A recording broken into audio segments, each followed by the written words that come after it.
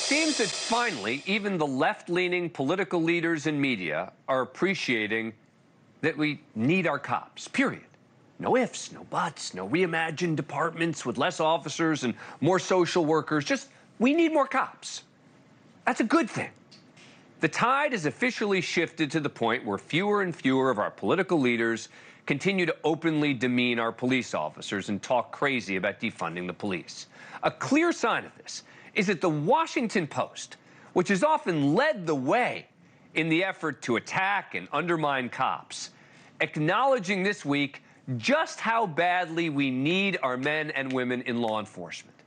The Post's editorial board published an editorial about D.C.'s surging crime rate after seeing firsthand what officers deal with every day. They wrote, "It's clear that the Metropolitan Police Department, currently fielding just 3,328 police officers, needs to be bigger. A decade ago, then Police Chief Kathy Lanier warned of increased danger if ranks fell below 3,800 officers. The city is learning that painful lesson now." The board of the Post also admitting officers aren't paid nearly enough. Mayor Muriel Browser needs to re-examine pay overall. The annual starting D.C. salary is about $10,000 below the median in the city and about $15,000 below the average FBI starting pay range. Adding, it's been a terrible year for crime in D.C. Doubling down on what works is essential to change that for 2024. Now, this is a total 180 for the Washington Post. From an expression of sympathy for the Defund the Police cause and discussions of reimagining community justice, etc. Back in June of 2020, that same Post editorial board published an editorial entitled "Defund the Police is a call to imagine a safer America. We should answer it." They said, weeks of sustained anger and grief after the police killing of George Floyd have reignited a public debate over police brutality in the United States. Alongside demands for police reform, another demand has surfaced: defund the police. This provocative slogan, and its most constructive, represents a welcome call to reimagine public safety in the United States.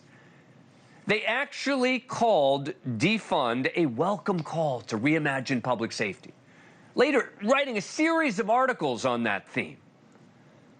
The Washington Post board in 2020 concluded that ultimately the call to defund the police should be understood as a call to reinvest in communities, explore new solutions. At its core, it's an expression of relentless optimism in response to the suggestion that things could be a little less bad. It says we can do so much better. Look, I don't even understand what that means. But at least now, basically, the same people have come to their senses. You know, it's often said that all news is local, right? Meaning we tend not to really care if it doesn't impact us personally. Well, apparently now in Washington, D.C., it's personal, where the Post is based.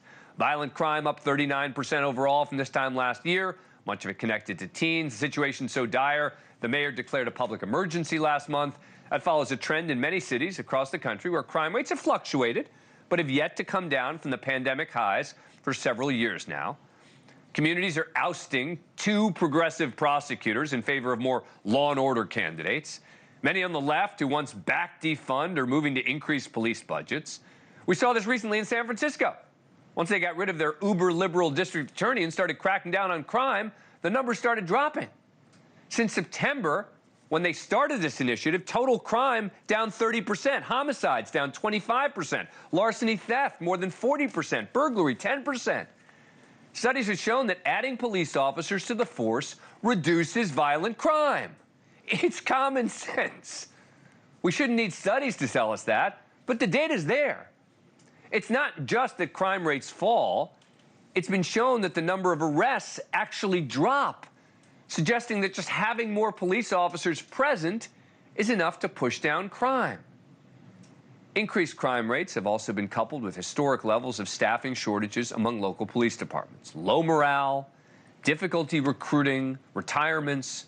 Our police have been beaten down and maligned and scapegoated by politicians, activists, and the left-leaning media. It's no wonder that the police forces are depleted. Now, I don't expect we're going to hear apologies, but let's just appreciate how far we've come. And let's hope, as we move forward, we don't repeat the mistakes of the past. Thank you for watching. Go to newsnationnow.com to find NewsNation on your cable provider. And don't forget to click the red subscribe button below to get more of NewsNation's fact-driven, unbiased coverage.